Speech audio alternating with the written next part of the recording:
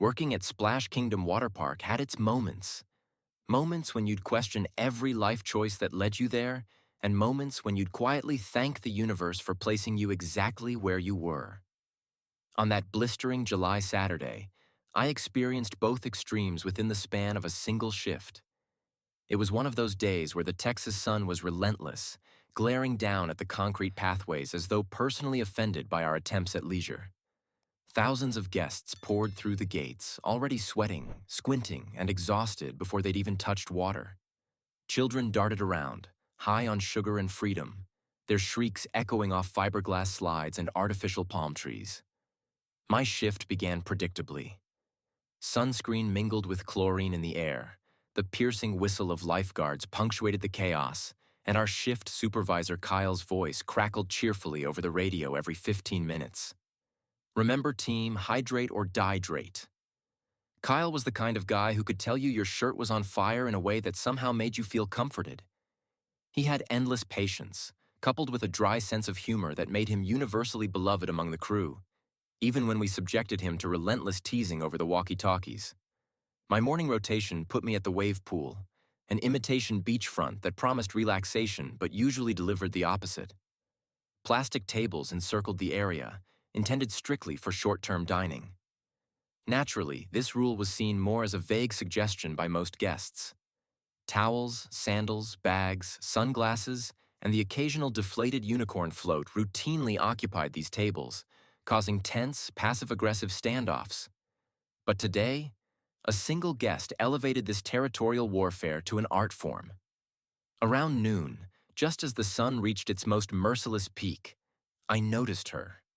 She had dragged 2 entire tables together, creating an elaborate fortress surrounded by 8 carefully placed chairs, each draped with vibrant towels like banners of conquest. On the tables sat 2 large beach bags, an expensive-looking insulated coffee tumbler that hadn't moved an inch, and a pristine hardcover novel she occasionally flipped open without actually reading. She sat regally at the center, wearing a giant sun hat and oversized sunglasses, her posture radiating self-satisfied defiance. I approached carefully, masking my irritation behind a well-practiced customer service smile. "Hey there, ma'am," I said brightly. "Just reminding everyone these tables are reserved for dining. Once you've finished eating, we'd really appreciate it if you'd free up some space." She lifted her gaze slowly, deliberately, looking at me over the rim of her sunglasses as though I'd just interrupted her coronation. "I'm drinking my coffee," she said coldly, with a dismissive wave toward the untouched cup. "Right," I replied gently, still smiling despite her frigid tone. "But once you're done, please move along so others can sit. It's pretty crowded today." She gave a curt, exaggerated sigh. "Yeah, thanks," she said sharply, turning back to her unopened novel with exaggerated indignation, clearly dismissing me. Fine, I thought, feeling my jaw clench behind my practiced cheerfulness. Maybe she'd take the hint later. 30 minutes later, nothing had changed except for the increasingly agitated guests hovering nearby, glaring daggers at her unused chairs. I approached once more, my tone carefully modulated to hide mounting frustration. "Ma'am," I tried again, voice firm but friendly. "You've occupied 8 chairs and 2 tables for almost an hour now. Several families are waiting for seating. Could you please consider—" She snapped her book closed with a sharp bang, making several nearby guests jump. Her voice dripped venom as she interrupted. "I'm reading. If my existence here is such a colossal inconvenience to you, maybe you should demonstrate some initiative and get your manager?" A stunned silence rippled out from us. I bit back the urge to fire off a sarcastic retort, instead forcing an even brighter smile. "Absolutely," I chirped sweetly. "I'll be happy to get him for you." Over my radio, Kyle responded immediately, mild amusement evident. "Another seating rebellion, huh? I'm on it." I stepped aside, watching Kyle approach calmly, engaging her in a lengthy conversation filled with dramatic hand gestures from her side. After several moments, Kyle returned, barely suppressing a smirk. "She says she has a serious heart condition," Kyle relayed, eyes twinkling mischievously. Apparently, asking her to move could trigger medical distress, so let's just leave it for now. Convenient condition, I muttered skeptically, irritation simmering. Kyle chuckled knowingly. Hey, choose your battles. Karma usually handles these things. I accepted defeat grudgingly, though the smug victory in her posture continued to gnaw at me as the day wore on. Hours passed, rotations shifted, and eventually, I found myself stationed atop the Cyclone, our park's most intimidating and thrilling attraction.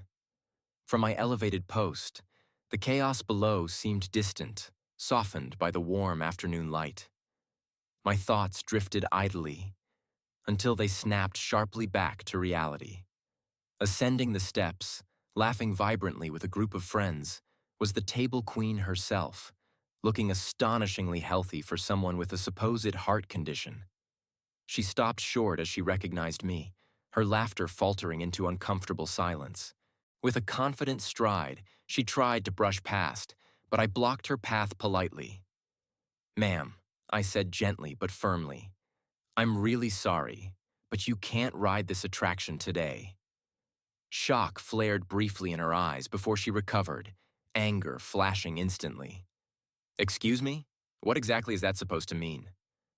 "Well," I said, feigning innocent concern, "earlier today, you informed our manager you had a serious heart condition and couldn't handle intense activities. This ride is pretty extreme. Far too risky, I'm afraid." She sputtered incredulously, face flushing with rage. "That's ridiculous. I do not have a heart condition." "Oh?" I tilted my head in feigned confusion. "I'm very sorry, ma'am, but we take these things seriously. You explicitly told management." "I was exaggerating," she exploded furiously, voice rising loud enough for nearby guests to stare. "I just didn't want to move from my spot." "So," I responded quietly, ensuring clarity for the amused audience behind her, "you're admitting you lied about a serious medical condition?" Her eyes widened with panicked realization. "No, I mean, She faltered desperately, turning bright red. "Just get your manager up here immediately." I calmly radioed Kyle, whose amused response crackled openly through my walkie-talkie. "Ah, our cardiac guest again? Stand by, I'll be right there." The ensuing silence crackled with tension as she glared daggers at me, breathing heavily through clenched teeth. Her friends shuffled awkwardly, sensing imminent embarrassment. Kyle arrived moments later, wearing his most earnestly concerned expression. "Ma'am," Kyle exclaimed theatrically, "I'm genuinely shocked you'd risk this ride after informing us of your severe heart condition earlier." She practically shrieked in frustration. "I do not have a heart problem. I made it up to keep my spot." Kyle shook his head with mock sorrow, his voice perfectly grave. "Ma'am, lying about a medical condition places us in an incredibly difficult position. For safety and legal reasons, I just can't let you on this attraction. Surely you understand." Her rage dissolved into mortification, mouth opening and closing helplessly. The crowd behind her openly chuckled, whispers of karma drifting through the queue. Realizing defeat, she turned and stormed away furiously, sandals slapping angrily down each step as her friends scurried after her, suppressing embarrassed giggles. Kyle glanced at me with a victorious grin, clapping my shoulder approvingly. "Excellent handling." "Just following your lead," I smirked. He laughed appreciatively. "Sometimes revenge just falls right into your lap, doesn't it?"